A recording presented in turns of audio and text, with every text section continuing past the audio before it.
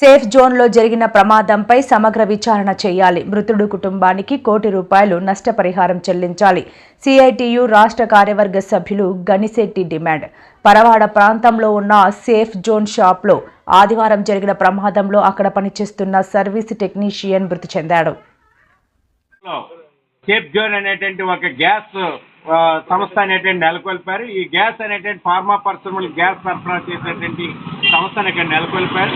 ఈ సంస్థలో నైట్రోజన్ సంబంధించినటువంటి అమోనియాకి సంబంధించినటువంటి గ్యాస్ అనేటువంటి ఫిల్లింగ్ చేస్తారు.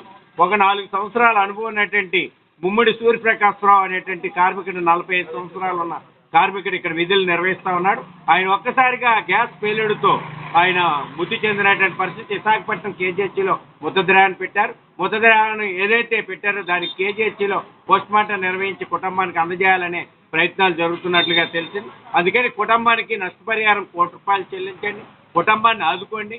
అదే సందర్భంలో ఈ సేఫ్ జోన్ అనేటువంటి సంస్థకి ఏ రకమైనటువంటి అనుమతులు లేవు.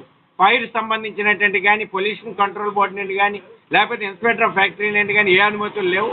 అన్ని కోణాల నుండి దర్యాప్తు చేసి ఈ సంస్థపై చర్యలు తీసుకొని నివాస ప్రాంతాల మధ్య ఇట్లాంటివి నెలకొల్పడం వల్ల ప్రజల ఆరోగ్యాలతో ప్రజల జీవితాలతో చెలగాటం ఈ ప్రమాదం మరింత పెరుగుంటే మాత్రం ఈ పక్కన ఉన్నటువంటి నివాస ప్రాంతాల్లో ఉన్న ప్రజలు కూడా మృతి చెంది ఉండేవారు. కాబట్టి ఈ మృతి చెందిన కార్మిక కుటుంబాన్ని ఆదుకోవడంతో పాటు ఈ యాజమాన్యం మీద క్రిమినల్ చర్యలు తీసుకోవాలని అనకాపల్లి జిల్లా సిఐటియు డిమాండ్ చేస్తాం.